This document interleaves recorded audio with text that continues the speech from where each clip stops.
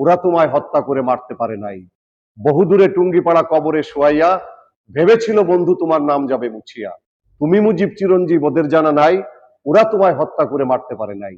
সর্বকালের সর্বশ্রেষ্ঠ বাঙালি জাতির পিতা বঙ্গবন্ধু শেখ মুজিবুর রহমানের প্রতি বিনম্র শ্রদ্ধা জানিয়ে আমাদের প্রতিষ্ঠাতা সভাপতি জামাল উদ্দিন সবুজ ভাইয়ের গানের কথা, যে কালোজয়ী গানের কথা দিয়ে আমি দুই একটা কথা বলতে চাই। একটু আগে আমার প্রিয় ভাই, যার সাথে আমার 40-42 বছরের সম্পর্ক, সুখে দুঃখে যার সাথে আছি এবং থাকব, কারণ আমাদের যিনি নারায়ণগঞ্জে রাজনীতিতে সবচেয়ে বেশি অবদান রেখেছেন, নারায়ণগঞ্জের সিংহপুরুষ, ঐতিহ্যবাহী উসমান পরিবারের কৃতি সন্তান একেএম শামীম উসমান ভাই, যাকে মাথায় হাত দিয়ে আশীর্বাদ দিয়েছে যে আপনি শ্রমিক সংগঠনটা দাঁড় করান। আমি তো শামীম ভাইয়ের বাইরে কখনো যেতে পারবো না, এবং বারবার আমাকে বলেছে, রাসেল ভাই আপনি একসময় শ্রমিক লীগের জেনারেল সেক্রেটারি ছিলেন নারায়ণগঞ্জে, আপনি আব্দুল কাদির ভাইকে একটু সহযোগিতা করেন। আমি সেইভাবেই আছি। পাশে কে কি বলল তাতে আমার কিছু আসে যায় না। আমি আমার নেতার নির্দেশ মতো সামনের দিকে এগিয়ে যাচ্ছি। আর চৈতন্য সমাজ উন্নয়ন শিল্পী গোষ্ঠীর যিনি প্রতিষ্ঠাতা জামাল উদ্দিন সবুজ সাহেবের স্বপ্ন ছিল যে এই শিল্পীদের নিয়ে বাংলাদেশের বিভিন্ন আনাচে কানাচে মুক্তিযুদ্ধের যে গান, বাঙালি জাতীয়তাবাদের যে গান, সমাজ বদলের মিছিলে শরিক হয়েছে কারা, গুলবানু বাতাসি সোনাভান, ধলামিয়া কালামিয়া রূপচান, এইবার শোষণের হবে অবসান, শোষিত বঞ্চিত মানুষের গান, যেটা যেটা জাতির পিতা বঙ্গবন্ধু বলেছিলেন পৃথিবী দুই ভাগে বিভক্ত, একটি শোষক আর একটি শোষিত, আমি শোষিতের পক্ষে। সেই শোষিতের গানও তার আছে। এই জন্য অনেক সময় মান অভিমান আমাদের মধ্যে হয়, কিন্তু যখন ওনার এই গানের কথা আমার কানে এসে বাজে, তখন সব ভুলে যাই। আমরা দোষে গুণে মানুষ, আমি ফেরেশতা না, আমার ভুল হতে পারে, কিন্তু এমন ভুল আমাদের হওয়া উচিত না একবার, দুইবার, তিনবার, চারবার, পাঁচবার, ছয়বার, সাতবার, আটবার। এই সমস্ত ভুলের ক্ষমা নাই। একবার দুইবার আমাদের ভুল হতেই পারে, তাই না? আমরা যখন গোপালগঞ্জে গিয়েছিলাম, যারা এখানে আছেন, কেমন হয়েছিল সেই অনুষ্ঠান আপনারা বলেন? গোপালগঞ্জের পবিত্র মাটিতে, যেখানে টুঙ্গিপাড়ায় বঙ্গবন্ধু ঘুমিয়ে আছেন, সেই মাটিতে যখন আমরা গিয়েছিলাম, আমার শিল্পী উস্তাদ ইব্রাহিম ভাইকে বলেছিলাম, তার বিশেষ কাজের জন্য উনি যেতে পারে নাই। রাসেল ভাই এমন একটা সময় আপনি দিচ্ছেন, এটা যদি পরিবর্তন হতো, কিন্তু সেই পরিবর্তনের সুযোগও ছিল না, কারণ ডিসি সাহেব গাড়ি দিয়ে দিছে। ডিসি সাহেব গাড়ি দিয়ে দিছে। আমি যে ডিসি সাহেবকে বললাম আমাদের শিল্পী গোষ্ঠীর জন্য একটা গাড়ি দিতে হবে, নিয়ে যান। যখন আমি ফতুল্লাহ থানার ভারপ্রাপ্ত কর্মকর্তা রিজাউল করিম দীপু ভাইকে বললাম যে আমি আপনাদের টুঙ্গিপাড়ায় যাচ্ছি, উনি বললেন আমি তো আপনার ছোট ভাই, আপনি তো আমার বড় ভাই, আমার বাড়িতে যাবেন, আমার তো কিছু দায়িত্ব আছে। আপনি আপনার বাড়িটা কোথায়? বঙ্গবন্ধুর বাড়ির উপরে আমার বাড়ি। বঙ্গবন্ধু যেখানে ঘুমিয়ে আছে তার থেকে 20 হাত দূরে আমার ঘর, আমার সেখানে কিছু করার আছে। আপনি কি করবেন? কয়জন যাবেন আমাকে লিস্ট দেন, আপনাদের আপ্যায়নের ব্যবস্থা আমি করব। আরে ভাই, আপ্যায়ন তো আপ্যায়ন, যারা গেছিল তারা বুঝে কত ধরনের আপ্যায়ন। একজনের পিছনে মনে হয় আমরা 50,000 টাকার বেশি সে বাজার করেছিল, এবং তার ভাবিকে ঢাকার থেকে পাঠিয়ে দিয়েছিল যে আমার নারায়ণগঞ্জের বড় ভাইয়েরা যাচ্ছে, ভাবি তুমি যাও। সেই ভাবি নিজে আমাদের সবাইকে আপ্যায়ন করেছিল, এবং 2 ধরনের খাবার হয়েছিল, যার জন্য যারা আমাদের হিন্দু সম্প্রদায়ের শিল্পীরা গিয়েছিল বেশি, আমি বললাম ওরা আগে খাবে, আমরা পরে খাবো। সেই ব্যবস্থা হয়েছিল না? ওনাদের আগে খাবার, পরে আমরা খেয়েছিলাম। এবং রাসেল যে পার্ক, শেখ রাসেল পার্কে আমাদের শিল্পীদের সেই যে সঙ্গীত অনুষ্ঠান, সেখানকার মানুষ একেবারে নীরবে সেই গাছতলায়, যে মাটিতে সর্বকালের সর্বশ্রেষ্ঠ বাঙালি জাতির পিতা বঙ্গবন্ধু ঘুমিয়ে আছে, সেই মাটিতে আমরা একটা জাগরণ তুলেছিলাম। সেখানে গান হয়েছিল বঙ্গবন্ধুর গান, মুক্তিযুদ্ধের গান, দেশাত্মবোধক গান, এমনকি আমার এই মায়ের নৃত্য, সেই দেশাত্মবোধক গানের সাথে নৃত্য সেখানকার ছেলেমেয়েরা, সেখানকার অভিভাবকেরা সেদিন সেটা উপভোগ করেছিল। আর সবচেয়ে যেটা উপভোগ করেছিল, ওই মেয়েটা কেন আসলো না আমি বুঝলাম না, যার ছেলে বঙ্গবন্ধুর ভাষণ দিয়েছিল। আপনি একটু দেখেন, চেষ্টা করেন। রাফি বঙ্গবন্ধুর ভাষণ, সে বঙ্গবন্ধুর 18 মিনিটের ভাষণ তার মুখস্থ, এবং যে ভাষণ সে দিয়েছিল, সেখানকার একজন 90 বছরের এক বৃদ্ধ এসে তার মাথায় হাত দিয়ে চোখে পানি ফেলে বলেছিল, আমি অনেকের কণ্ঠে শুনেছি, কিন্তু বাবা তুমি যে ভাষণ দিয়ে গেলে, এটা আমি সারা জীবন মনে রাখবো। আমরা সেই শিল্পীদের নিয়ে সেখানে গিয়েছিলাম।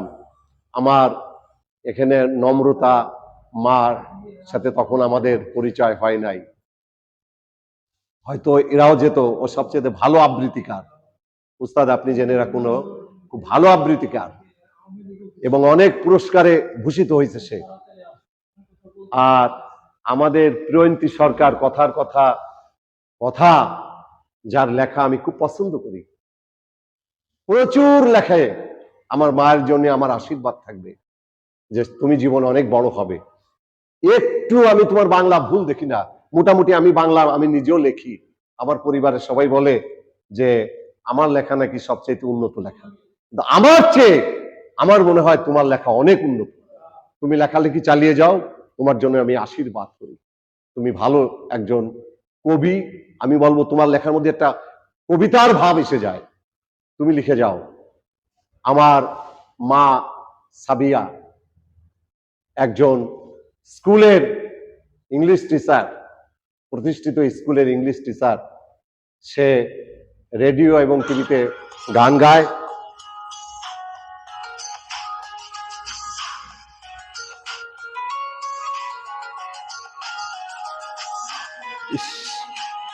বাসার রিং আসলি তো একটা। হ্যাঁ বাবা, আমি কিন্তু একটা অনুষ্ঠানে বক্তব্য দিচ্ছি না, দেখানো লাগবে না। এই যে ওই যে আমার নানা। আমার আনন্দের বিষয় যে আমরা সাধারণত একটা কথা বলি যে পিলার লিখতে কয়টা এল লাগে, কয়েকটি একটা দিলেই চলে, দুটো হলে পক্ক হয়। মা এবং মেয়ে দুইজনই খুব গুণী শিল্পী। তো যার গর্বে যে সন্তান এবং সে ইংলিশে যেভাবে বক্তব্য রাখতে পারে, আপনারা সবাই অবাক হয়ে যাবেন, ইংলিশে যে আবৃত্তি সে করতে পারে। আমি তার জন্য এখানে আমি আশীর্বাদ করছি। উস্তাদের কথা তো আগেই বলেছি। উস্তাদ যার নেতৃত্বে আমরা গণপ্রজাতন্ত্রী বাংলাদেশ সরকারের মাননীয় প্রধানমন্ত্রীর কাছে গিয়েছিলাম 40 জন শিল্পী নিয়ে। আমার শেখ কবির চাচাকে আমি সেলুট জানাই যে উনি ব্যবস্থা করে দিয়েছিল। সেদিন আমরা যে দেখেছিলাম যে মফিজ ভাইও বাইরে দাঁড়ানো, আনিসুর রহমান দীপু, কালাম, এরা সব বাইরে দাঁড়ানো। আমরা যখন যাওয়ার সুযোগ পেলাম, আমরা সেই মফিজ ভাই আর যারা যারা ছিল তাদেরকে নিয়েই প্রবেশ করেছিলাম, তাই না উস্তাদ? এবং যখন উনি গান গেয়েছিল, জাতির পিতা বঙ্গবন্ধু তোমাকে জানাই, ওরা তোমায় হত্যা করে মারতে পারে নাই, বহুদূরে টুঙ্গিপাড়া কবরে শুয়াইয়া ভেবেছিল বন্ধু তোমার নাম যাবে মুছিয়া, তুমি মুজিব চিরঞ্জীব ওদের জানা নাই, ওরা তোমায় হত্যা করে মারতে পারে নাই। বিশ্বাস করেন, গণপ্রজাতন্ত্রী বাংলাদেশ সরকারের মাননীয় প্রধানমন্ত্রী দেশরত্ন শেখ হাসিনার চোখ দিয়ে অশ্রু ঝরেছিল। এবং গানের শেষে উনি বলেছিলেন যে এই শিল্পীদের তোমরা দেখে রেখো রাসেল, এই গানগুলো সংরক্ষিত করা দরকার। আমি আজকের এই অনুষ্ঠানে সভাপতিকে বলবো যে সভাপতি সাহেব, বেলা কিন্তু ডুবে যাচ্ছে, সন্ধ্যা ঘনিয়ে এলো, এখনো কিন্তু আমাদের সেই ঠিকানায় পৌঁছাইতে পারলাম না। ভালো রেকর্ডিং এর ব্যবস্থা করেন এই গানগুলো। একজন বলেছিল, শামসু ভাই এখানে আছে, যে মুদি দোকানে আপনার গান বাজবে, ওই আপনার এলাকার মানুষ বলবে যে এটা কার গান, বলবে রাষ্ট্রীয় পুরস্কার প্রাপ্ত জামালউদ্দিন সবুজের লেখা গান। বিভিন্ন মুদি দোকানে, বিভিন্ন চার হোস্টেলে আপনার এই গানগুলো বাজবে। আপনি ব্যবস্থা করেন, কারণ দিন কিন্তু চলে যাচ্ছে, আমরা ক্ষণস্থায়ী পৃথিবী থেকে চলে যাব। এখানে আমাদের গৌরী যা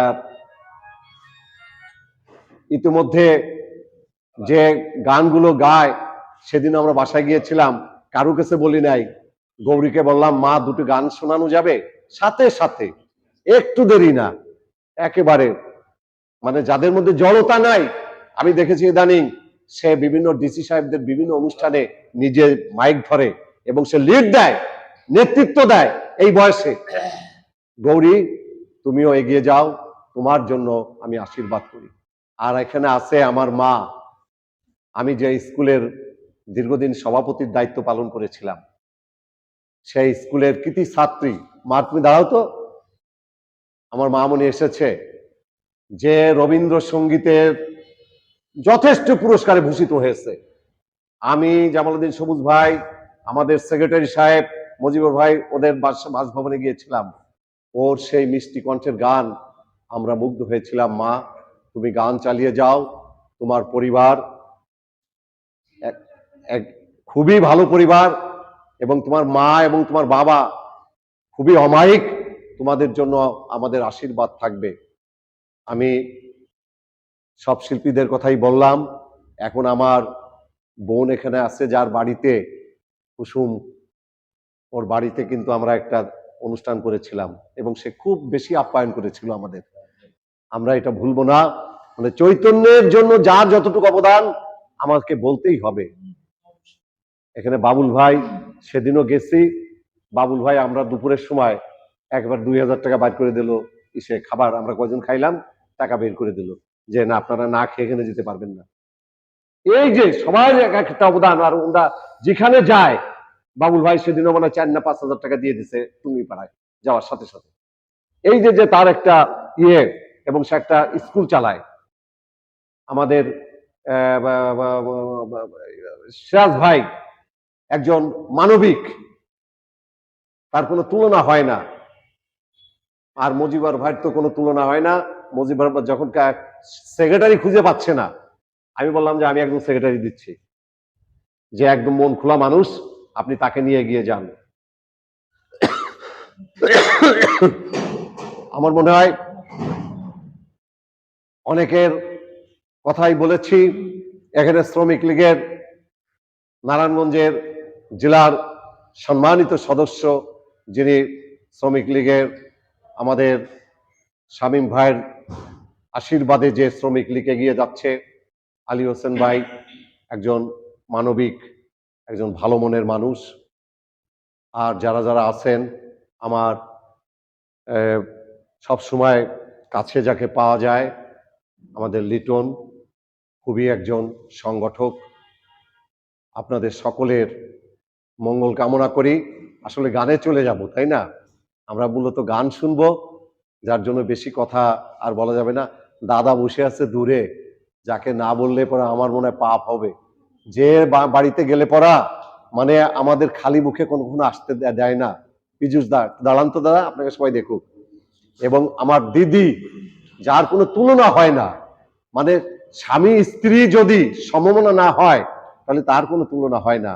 আর গৌরীর মা এবং বাবার কথা তো ভুলাই যায় না, গেলে পরা আমাদের ভীষণভাবে আপ্যায়ন করে। এই যে এক জায়গা তিনটি পরিবার, প্রিয়ন্তী, গৌরী আর সঙ্গীতা, ওরা হয়তো বিশেষ একটা কারণে হয়তো আসতে পারে নাই। এই যে যে তিনটে পরিবার এক জায়গায়, আর সে অনেক দূরের থেকে কিন্তু আইছে, প্রবার মা অনেক কষ্ট করে আইছে, এবং যে আনন্দ দিয়েছিল গাড়ির ভিতরে, এটা আমরা চিরদিন মনে রাখবো। যাক, সবার কথা বললাম, আমরা এখন গানের জগতে চলে যাব। গান হোক মানুষের চেতনাকে শানিত করার হাতিয়ার। গান প্রেমের কথা বলে, গান বানভাসী মানুষের কথা বলে।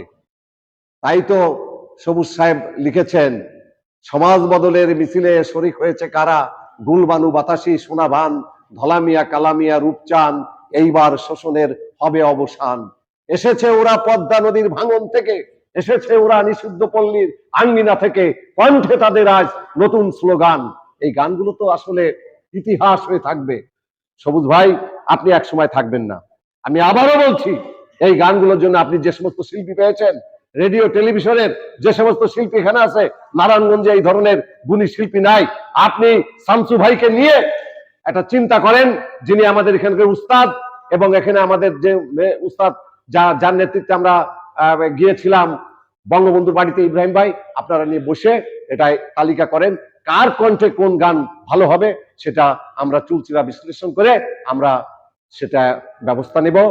আর একটু আগে আমাদের মজিবর ভাই বলছে যে যে কোনো জায়গা আমাদের একটা জায়গা সফরে যাব, সেটা আমরা বসে এই যে প্রচন্ড গরম, এই তাপদাহ গেলে পরেই ইনশাল্লাহ আমরা এক জায়গা ছুটে যাব, এবং সেখানে আমাদের কাদির ভাই আমাদের বিশেষ মেহমান হিসাবে থাকবে। জয় বাংলা, জয় বঙ্গবন্ধু। গান হোক মানুষের চেতনাকে শানিত করার হাতিয়ার।